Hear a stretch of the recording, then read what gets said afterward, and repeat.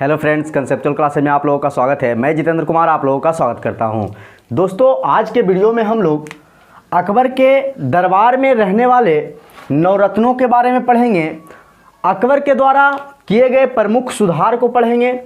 अकबर के द्वारा किए गए कुछ प्रमुख निर्माण थे उनके बारे में पढ़ेंगे तथा कुछ डेट्स हैं जिन डेट्स में अकबर के द्वारा कुछ महत्वपूर्ण कार्य कराए गए हैं, तो इन डेट्स को भी हम लोग इस वीडियो के माध्यम से याद करेंगे। तो दोस्तों, ये सारी डेट्स भी एग्जाम में कई बार पूछ दिए जाते हैं, तो इन सारी चीज़ों को भी हम इस वीडियो के माध्यम से बड़े ही आसानी तरीक़ा से याद करने का प्रयास करेंगे। तो इसके पहले दोस्तों हम लोगों ने अकबर का एक जो पार्ट 1 वीडियो था, उस वीडियो में हम लोगों ने अकबर से जुड़ी कुछ महत्वपूर्ण बिंदुओं को पढ़ लिया है। तो अगर आप उस वीडियो को नहीं देखे हैं तो पहले जाकर उस वीडियो को देख लें, ताकि आप फिर इस वीडियो को देखेगा तो सारी चीज़ें जो है आप लोगों को समझने में आसानी होगी, क्योंकि बहुत सारी चीज़ें जो है दोस्तों वह पिछले वाली वीडियो से जुड़ी हुई होती है। इसीलिए आप पहले उस वीडियो को जाकर देख लें ताकि ये वीडियो समझने में आप लोगों को आसानी हो। तो चलिए आइए जानते हैं हम लोग अकबर के दरबार में रहने वाले जो नवरत्न थे उसमें से बीरबल का भी नाम आता है। तो बीरबल के बारे में हम लोग थोड़ा सा जानते हैं। पहले बीरबल के बारे में कहा जाता है कि बीरबल का जो वास्तविक नाम था वह महेश दास था। तो बीरबल को महेश दास के नाम से भी जाना जाता था। तो इसे भी आप याद रखिएगा, यह भी कई बार क्वेश्चन एग्जाम में पूछ दिया गया है कि बीरबल का वास्तविक नाम क्या था। तो बीरबल का जो वास्तविक नाम था दोस्तों वह महेश दास था। कहा जाता है कि अकबर के द्वारा बीरबल को जो है कवि राज की उपाधि भी दी गई थी। तो ये भी याद रखिएगा कि अकबर ने किन्हें कवि राज की उपाधि दी थी। तो बीरबल को अकबर के द्वारा कवि राज की उपाधि जो है वह दी गई थी। और बीरबल के बारे में कहा जाता है कि यह एकमात्र हिंदू नवरत्न में शामिल थे, एकमात्र हिंदू थे ये जिन्होंने अकबर के द्वारा जो दीन ए इलाही धर्म चलाया गया था उसे इन्होंने अपनाया था। तो दीन या इलाही धर्म अपनाने वाले अकबर के जो द्वारा यह धर्म चलाया गया था, कहा जाता है कि इस धर्म को अपनाने वाले मात्र 18 लोग हुए, क्योंकि चूंकि इस धर्म में व्यवस्था यह थी दोस्तों कि इस धर्म के तहत जो इस धर्म को अपनाता था तो जो सुल्तान होता था, जो राजा होता था, उसी को अपना गुरु मानना पड़ता था इस धर्म में। और कहा जाता है कि अपनी पगड़ी को उनके पैर पे जाके रखना पड़ता था और फिर राजा जो है पगड़ी को उठाकर उनके सर पे रखते थे। तो यही सब कुछ कारण थी जो बहुत सारे लोगों को पसंद नहीं आई। इसी कारण जो है दीन ए इलाही धर्म मात्र 18 लोगों के द्वारा ही पूरे अकबर के शासनकाल में अपनाया जाता है। उसमें से बीरबल भी एक व्यक्ति रहते हैं जो कि मात्र एक हिंदू व्यक्ति रहते हैं जिनके द्वारा कि इलाही धर्म जो है अपनाया गया था। तो यह भी आप याद रखिएगा, यह भी क्वेश्चन बनाकर पूछ दिया जा सकता है कि मात्र एक हिंदू कौन थे अकबर के दरबार में जिनके द्वारा दीन इलाही धर्म को अपनाया गया था। तो वह बीरबल थे। कहा जाता है कि बीरबल जो है एक बार यूसुफ जाई कबीले से लड़ रहे थे, उसी समय ये लड़ाई का नेतृत्व कर रहे थे और उसी लड़ाई में बीरबल की जो है मृत्यु हो जाती है। तो कुछ महत्वपूर्ण पॉइंट थे बीरबल से जिनको कि हम लोगों ने देखा। तो इन सारे पॉइंटों को आप याद रखिएगा, क्योंकि क्वेश्चन बनाकर जो है इन सारे ऑब्जेक्टिव से पूछे जा सकते हैं। तो अगले जो नवरत्न थे बीरबल के दरबार में उनके बारे में जानते थे, वह है तानसेन। तानसेन का जो मूल नाम था वह रामतनु पांडे था, या फिर कहीं कहीं रामतनु मिश्र भी देता है। तो आप याद रखिएगा, रामतनु पांडे या रामतनु मिश्र जो था वह तानसेन का वास्तविक नाम था। तानसेन के गुरु का जो नाम था वह हरिदास था। तो हरिदास जो थे वह तानसेन के गुरु थे। कहा जाता है कि पहले जो तानसेन थे वह ग्वालियर के जो रीवा क्षेत्र पड़ता था वहीं के राजा थे रामचंद्र, उन्हीं के दरबार में पहले तानसेन गाया करते थे। उसके बाद जब युद्ध में विजय होते हैं अकबर उनसे, तो इनको भी तानसेन को भी साथ में सौंप दिया जाता है और तानसेन फिर उसके बाद से बीरबल के दरबार में रहने लगते हैं। और कहा जाता है कि तानसेन ऐसा सुर में गाते थे, इतने सुरीले आवाज़ में वो गाते थे कि अकबर के दरबार में जो शीशे का जो लगा हुआ होता था खिड़की या कुछ भी, तो कहा जाता है कि जब ये अपने सुर में गाते थे तो शीशे की जो अनवारी होती थी या फिर जो खिड़की होती थी वह इनके आवाज़ से, सुरीली आवाज़ से टूट जाया करती थी। तो यह भी एक इसमें प्रमुख गुण था तानसेन में कि उनका आवाज़ बहुत सुरीला था और इसी कारण अकबर के द्वारा उन्हें कंठाभरम बानी बिलासम की उपाधि भी दी गई थी। तो इनके मधुर स्वर होने के कारण बहुत ही सुरीला गाते थे चूँकि ये, इसीलिए इन्हें अकबर के द्वारा कंठाभरन बानी बिलासम की उपाधि दी गई है। तो इसे भी आप याद रखिएगा। यह भी क्वेश्चन पूछा जा सकता है कि कंठाभरन बानी बिलासम की उपाधि किसे मिली थी, तो वह तानसेन को मिली थी क्योंकि वह बहुत ही सुर में गाते थे। कहा जाता है कि इनके जो गुरु थे हरिदास, तानसेन अकबर से कहते हैं कि हमारे जो गुरु हैं हरिदास वो हमसे भी अच्छे गाते हैं। तो अकबर जो है, अकबर को जिज्ञासा होता है कि उनके गुरु से भी मिले, तो कई बार बुलावा भेजा जाता है हरिदास को, लेकिन हरिदास नहीं आते हैं।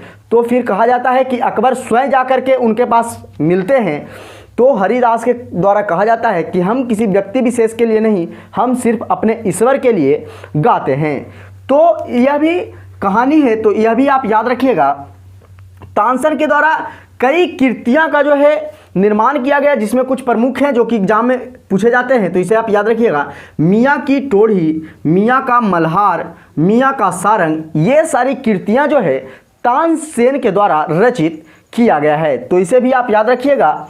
अगले जो नवरत्न थे वह थे अबुल फजल, और अबुल फजल के बारे में कहा जाता है कि अबुल फजल अकबर के बहुत ही करीबी थे और बहुत ही प्यार करते थे अकबर इनसे। कहा जाता है कि लास्ट में अबुल फजल की जो हत्या है वह इनके जो पुत्र रहते हैं अकबर के, सलीम जो रहते हैं, उनके द्वारा साजिश करके वीर सिंह बुंदेला के द्वारा इनकी हत्या करवा दी जाती है। और उसी शोक में कहता है तथा बेटा की जो व्यवहार खराब हो जाता है, इसी कारण से अकबर जो है 1605 में अपना प्राण त्याग देते हैं। तो आइए अबुल फजल के बारे में जानते हैं, जो कि अकबर के बहुत ही करीबी थे, बहुत ही प्यारे थे। अबुल फजल अकबर के दरबार के इतिहासकार थे, वह दर्शन साहित्य के भी विद्वान थे। कहा जाता है कि इन्हीं के द्वारा अकबरनामा लिखा गया है, जिनके के तीसरे अध्याय को हम लोग आईने अकबरी के नाम से भी जानते हैं। तो यह दोनों क्वेश्चन भी कई बार एग्जाम में पूछा गया है कि अकबरनामा या आईने अकबरी किनके द्वारा लिखा गया। तो अकबरनामा या आईने अकबरी जो है वह अबुल फजल के द्वारा लिखा गया है, तो इसे भी आप याद रखिएगा। कहा जाता है कि 1602 में वीर सिंह बुंदेला जो रहते हैं, सलीम के कहने पे अबुल फजल की हत्या कर देते हैं और उसी शोक में आकर 1605 में अकबर भी अपना प्राण त्याग देते हैं। तो चलिए अगले हम लोग नवरत्न के बारे में जानते हैं। अगले जो नवरत्न थे वह थे टोडरमल।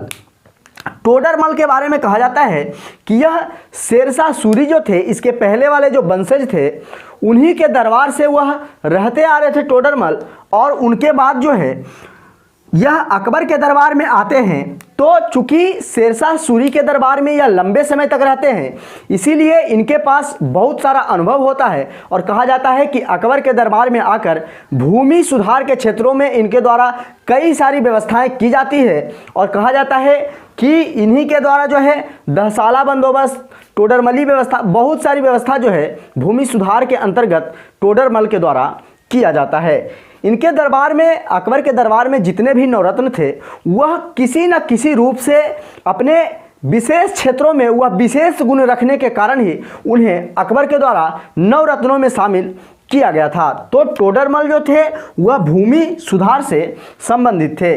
तो यह भी क्वेश्चन इस तरह से भी पूछा जा सकता है कि किसी का नाम दे देगा किसी नवरत्न का और दे देगा कि यह किससे संबंधित थे, तो इसे भी आप याद रखिएगा।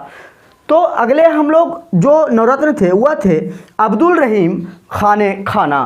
तो अब्दुल रहीम खाने खाना के बारे में हम लोग पिछले वीडियो में भी पढ़ा था कि अब्दुल रहीम खाने खाना जो रहते हैं, इन्हीं के जो बैरम खां रहते हैं, जो इनके संरक्षक रहते हैं अकबर के, उन्हीं के पुत्र रहते हैं। और कहा जाता है कि बैरम खां के मृत्यु के बाद उनकी जो विधवा पत्नी रहती है सलीमा बेगम, उनसे अकबर के द्वारा विवाह कर लिया जाता है और साथ ही अब्दुल रहीम खाने खाना को जो है शिक्षा जो है उन्हीं के द्वारा प्रदान किया जाता है।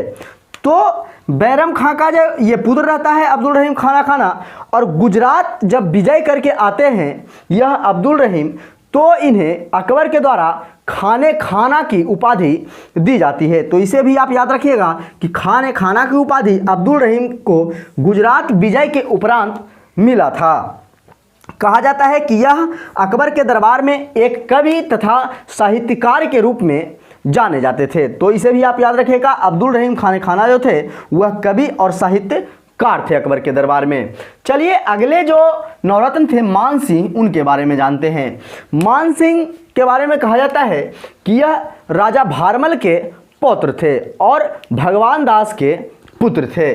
तो मान सिंह जो थे वह बड़े ही साहसी प्रवृत्ति के थे और आप लोगों ने देखा था पिछले वीडियो में जिसमें हम लोगों ने पढ़ा था कि मान सिंह के द्वारा अकबर के नेतृत्व में कई सारे युद्ध लड़े जाते हैं, कई सारे युद्ध जो है अकबर को जिताते हैं मान सिंह, और इसीलिए यह जो है एक साहसी सेना नायक के रूप में अकबर के दरबार में जाने जाते हैं। तो इसे भी आप याद रखिएगा कि मान सिंह जो थे वह एक साहसी सेना नायक थे जो कि अकबर के नवरत्नों में शामिल थे।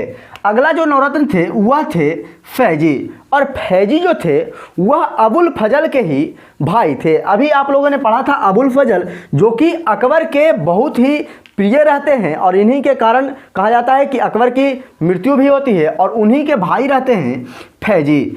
फैजी जो रहते हैं अबुल फजल के बड़े भाई रहते हैं। कहा जाता है कि अकबर के द्वारा राज कवि की उपाधि जो है फैजी को दिया गया था, और कहा जाता है कि कई ग्रंथों का अनुवाद जो है अकबर, चूँकि खुद जिज्ञासु थे जानने के लिए, चूँकि अकबर एक ऐसे शासक हुए पूरे मुगल साम्राज्य में कि वह अनपढ़ शासक थे, बिल्कुल कुछ पढ़ना लिखना नहीं जानते थे। तो जिस ग्रंथ में या फिर जिस किताब में उनकी दिलचस्पी होती थी उस किताब को अनुवाद करवाते थे, जिस भाषा में उन्हें समझ में आती थी उस भाषा में। और कहा जाता था फैजी जो है कई ग्रंथों का अनुवाद जो है इनके शासनकाल में रहकर करते हैं, तो इन्हीं लिए इन्हें राजकवि की उपाधि भी अकबर के द्वारा दिया जाता है। तो इसे भी आप याद रखिएगा। और नवरत्न थे मुल्ला दो प्याजा। कहा जाता है मुल्ला दो प्याजा जो इनके नवरत्न थे वह बुद्धिमान और वाक्पटुता, यानी कि बोलने में अगर कहीं बोलने का बारी आए, किसी अगले जो राज्य होता था या फिर कोई क्षेत्र होता था, अगर उसके साम्राज्य से वाद विवाद करने की बात आती थी तो मुल्ला दो प्याजा जो थे वह वाक्पटुता में बड़े ही निपुण थे और इसीलिए इन्हें जाना जाता है। और अगले जो नवरत्न थे वह थे हकीम हुकाम, और कहा जाता है कि यह रसोइया के जो कार्य होते थे, खाना बनाने की कार्य जो अकबर के दरबार में होते थे, यह हकीम हुकाम के द्वारा ही किया जाता था, इन्हीं के नेतृत्व में। और कहा जाता था कि इन्हीं के हाथ के बनाए हुए खाना जो है अकबर के खाते थे, तो इसीलिए यह भी इनके नवरत्न में शामिल थे। यह रसोइया भी थे और कई सारे चीज़ का प्रबंध भी करते थे, इसीलिए यह प्रबंधक भी थे। तो हम लोगों ने बारी बारी से दोस्तों अकबर के दरबार में रहने वाले नवरत्नों के बारे में कुछ महत्वपूर्ण जानकारी जो कि एग्जाम के पॉइंट ऑफ व्यू से महत्वपूर्ण है उसे हम लोगों ने बारी बारी से देखा। तो चलिए फिर हम लोग देखते हैं कि अकबर के द्वारा अपने पूरे साम्राज्य में कुछ प्रमुख सुधार किए गए अपने पूरे शासनकाल के दौरान, तो उनके कुछ प्रमुख सुधार को भी हम लोग देखते हैं। कहा जाता है कि अकबर के द्वारा सैन्य व्यवस्था में जो उनके पास सैनिक होती थी उनमें भी उनके द्वारा कई सुधार किए गए हैं, जिनमें से मनसबदारी व्यवस्था, घोड़ा दागने की प्रक्रिया, या घोड़ा दागने की प्रक्रिया हम लोगों ने दिल्ली सल्तनत से ही पढ़ते आ रहा था कि अलाउद्दीन खिलजी के शासनकाल से ही घोड़ा दागने की प्रक्रिया थी, जिसमें कि अच्छे नस्ल के जो घोड़ा होते थे उन्हें दाग करके राजकोष खजाने में शामिल कर लिया जाता था। तो घोड़ा दागने की प्रक्रिया अकबर के द्वारा भी चलाया जाता है। साथ ही साथ हुलिया लिखने की प्रथा भी जो है अकबर के द्वारा चलाया जाता था। तो सैनिकों की हुलिया लिखते थे कि कौन सा सैनिक किस तरह का कार्य कर रहा था और उसी हिसाब से उसे वेतन भी दिया जाता था। तो अकबर के द्वारा हुलिया लिखने की भी प्रथा थी और उनके द्वारा समाज में कई सारे बदलाव किए गए, कई सारे सुधार किए गए अकबर के द्वारा। तो चलिए आइए उनके बारे में भी थोड़ा हम लोग जान लेते हैं। कहा जाता है कि अकबर के द्वारा ही दास प्रथा पर प्रतिबंध लगाया गया। आप लोग यह क्वेश्चन को अच्छे से याद रखिएगा, यह VVI क्वेश्चन है, कई बार एग्जाम में पूछा गया है कि दास प्रथा का अंत जो है वह किसके द्वारा किया गया। तो दास प्रथा का अंत जो है वह अकबर के द्वारा किया गया था। हम लोगों ने पढ़ा था सल्तनत काल के वीडियो में कि सल्तनत काल से ही फिरोज शाह तुगलक के दरबार में सबसे अधिक दास हुआ करते थे। करीब 1,80,000 दास जो हैं वह फिरोज शाह तुगलक के दरबार में रहते थे। और दास प्रथा पहले से ही चली आ रही थी, लेकिन अकबर के दरबार में आकर के अकबर के द्वारा दास प्रथा की अंत हो जाती है और दास प्रथा की समाप्ति जो है अकबर के द्वारा कर दिया जाता है। साथ ही साथ इनके द्वारा बहु विवाह पर भी रोक लगाया जाता है, यानी कि अगर जो एक से अधिक शादी करता है उस पर भी अकबर के द्वारा रोक लगाया जाता है। चूँकि अकबर जो है खुद ही एक से अधिक शादी करते हैं, उनके द्वारा बैरम खां की विधवा पत्नी सलीमा बेगम से भी शादी किया जाता है, जोधाबाई से शादी किया जाता है। तो एक से अधिक शादी खुद ही अकबर के द्वारा किया जाता है, लेकिन फिर भी यह बहु विवाह पर रोक जो है इनके शासनकाल में लगाया गया था। साथ ही यह विधवा जो विवाह रहता है, जो विधवा औरत रहती है, उस विवाह को यह प्रोत्साहन देते हैं। बैरम खां की पत्नी से यह खुद विवाह करके उनकी विधवा पत्नी से और विधवा पुनर्विवाह की जो है यह प्रोत्साहन देती है विधवा विवाह को, कि अगर जो विधवा स्त्री है तो उसे फिर से किसी पुरुष के साथ विवाह कर लेना चाहिए। तो इसे भी यह प्रोत्साहित करते हैं, प्रोत्साहन देते हैं। इस क्षेत्र को भी कहा जाता है कि बाल विवाह पर ये रोक लगाते हैं।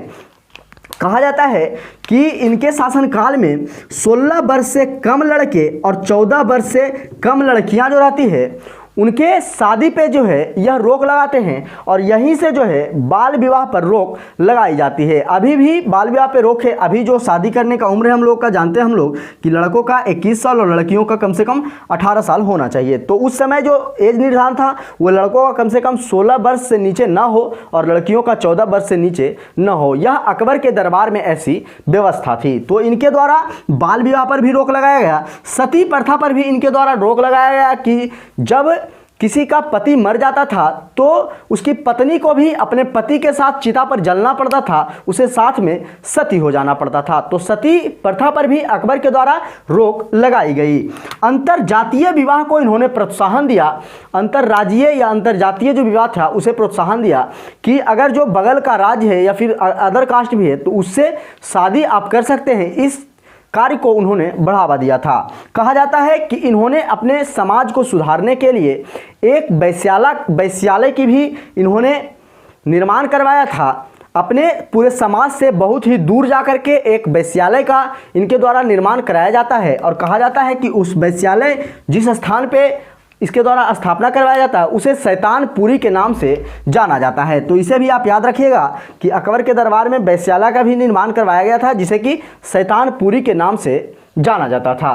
तो ये तो हम लोग देखे कि वह अपने समाज में कुछ प्रमुख सुधार जो है अकबर के द्वारा किया गया था। अब आइए जानते हैं कि अकबर के द्वारा कुछ प्रमुख निर्माण किए गए हैं बहुत सारी चीज़ों के, जिनसे कि बनाकर क्वेश्चन पूछ लिए जाते हैं। तो चलिए जानते हैं हम लोग।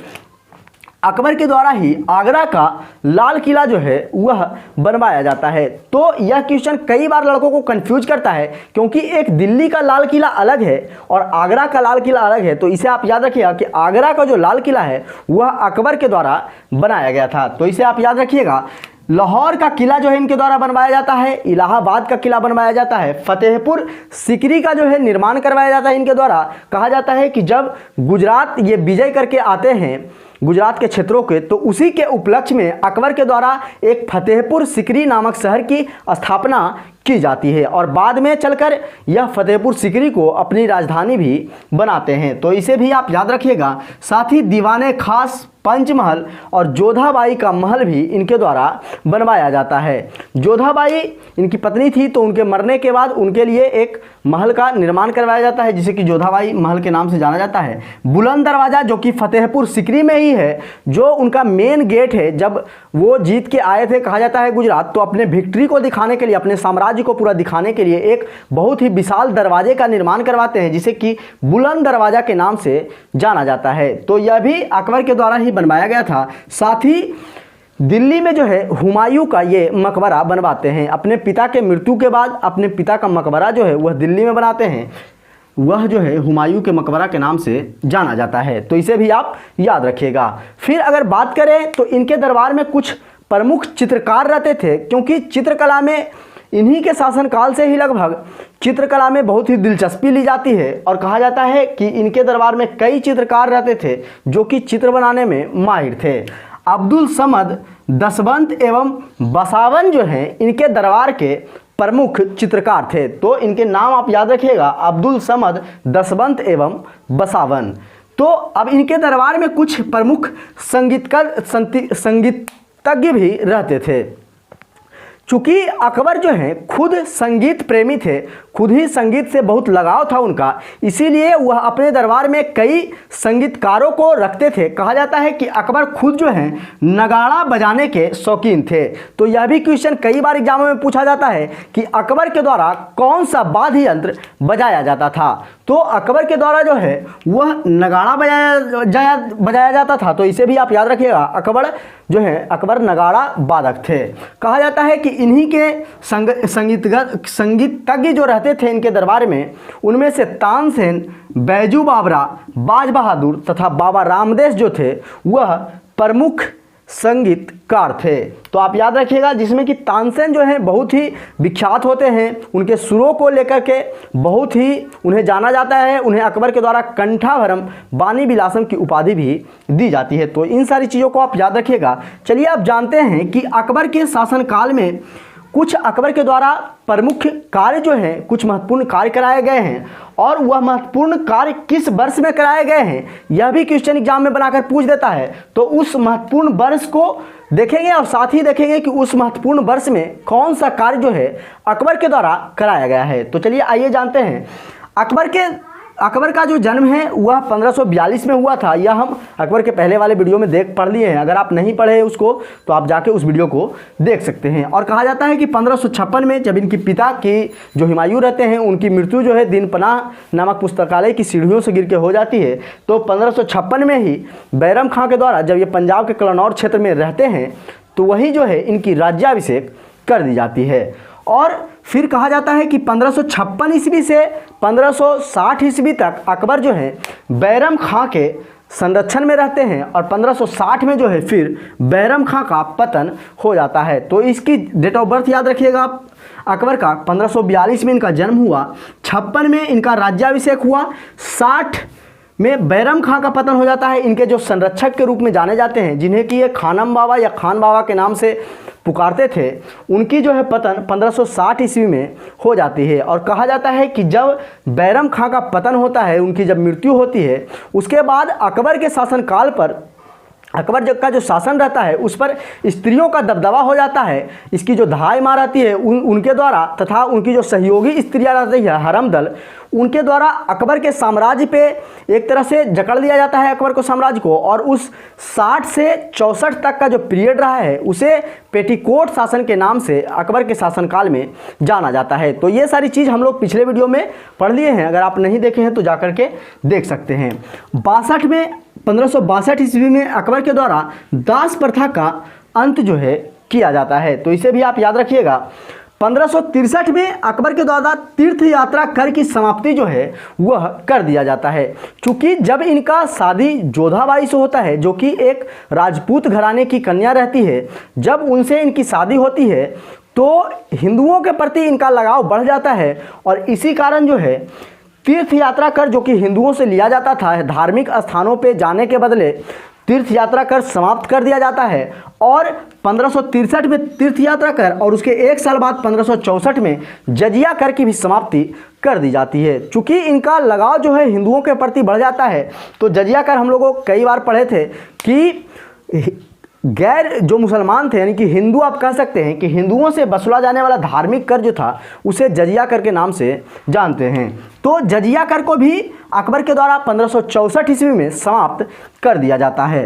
1571 ईस्वी में जब वह गुजरात पर विजय प्राप्त करते हैं, गुजरात पर विजय प्राप्त करके आते हुए रहते हैं, तो कहा जाता है कि फतेहपुर सीकरी की जो है स्थापना की जाती है। और बाद में उन्हें चलकर यह अपनी राजधानी भी बनाते हैं। तो इसे भी आप याद रखिएगा कि फतेहपुर सीकरी का निर्माण 1571 में जो है अकबर के द्वारा कराया गया था। और उसके जस्ट 2 साल बाद 1573 में बुलंद दरवाज़ा का निर्माण भी इनके द्वारा फतेहपुर सीकरी में करवाया जाता है, जो कि अपने साम्राज्य को दिखाने के लिए यह एक बहुत ही बड़े दरवाज़ा का निर्माण करवाते हैं, जिसे कि बुलंद दरवाज़ा के नाम से जाना जाता है। तो बुलंद दरवाज़ा का निर्माण जो है 1573 ईस्वी में अकबर के द्वारा कराया जाता है। कहा जाता है कि 1575 ईस्वी में इनके द्वारा एक इबादत खाना की स्थापना की जाती है। चूँकि अकबर पढ़े हुए नहीं थे, वह अनपढ़ शासक थे, इसीलिए उनके द्वारा इबादत खाना की स्थापना करवाई जाती है। और इस इबादत खाना में बहुत ही प्रमुख जो धार्मिक गुरु होते थे वह रहते थे और इनको जो है सलाह देते थे। तो सलाह देने का कार्य जो है इबादत खाना के गुरु के द्वारा इनको किया जाता था। तो इबादत खाना की स्थापना इनके द्वारा 1575 ईस्वी में किया जाता है। और 1578 में कहा जाता है कि इबादत खाना को सभी धर्मों के लिए खोल दिया जाता है। जब 1575 में यह इबादत खाना की स्थापना करवाते हैं तो उस समय मात्र मुस्लिम गुरु ही उस इबादत खाना में रहते थे और इनको अकबर को जो है धार्मिक सलाह देने का कार्य करते थे। लेकिन कहा जाता है कि 78 में सभी धर्मों के लिए खोल देते हैं और सभी धर्म के गुरु जो हैं जाकर के इबादत खाना में रहते हैं और अकबर को सलाह देने का कार्य करते हैं। तो इसे भी आप याद रखिएगा कि अब इबादत खाना को सभी धर्मों के लिए अकबर के द्वारा 1578 ईस्वी में खोला गया, जबकि इबादत खाना की स्थापना जो है 1575 ईस्वी में कराया गया था। 1579 ईस्वी में मजहर की घोषणा जो है वह की गई थी।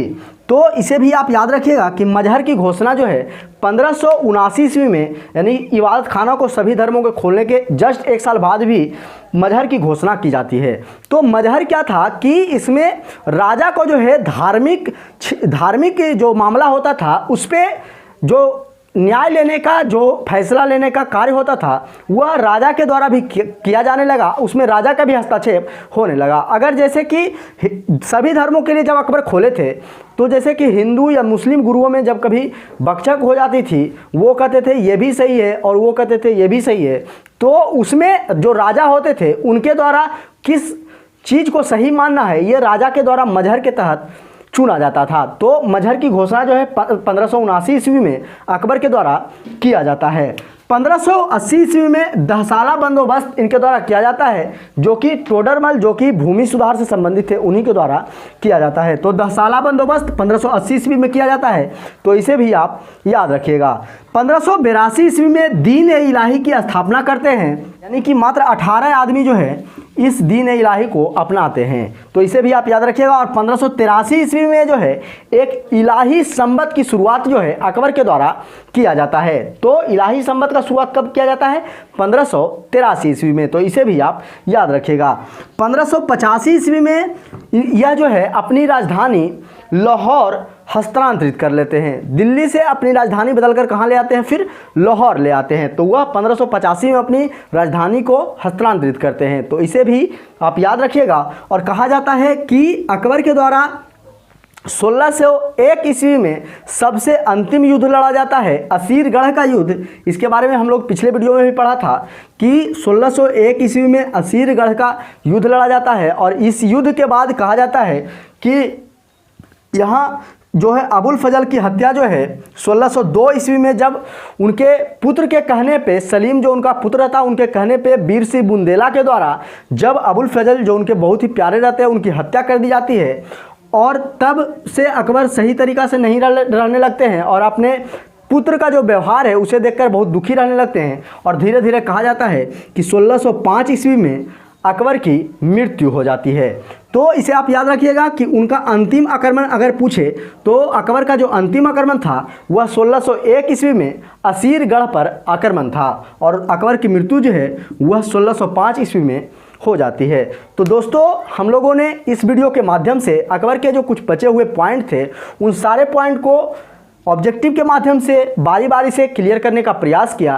तो आशा करते हैं कि आप लोगों को सारी चीज़ें समझ में आ गई होगी। तो अगर सारी चीज़ें समझ में आई है तो प्लीज़ वीडियो को लाइक करें, चैनल को सब्सक्राइब करें तथा ज़्यादा से ज़्यादा दोस्तों के पास शेयर करें। तो चलिए दोस्तों, फिर मिलते हैं हम लोग अगले वीडियो में। आज के लिए इतना ही। जय हिंद।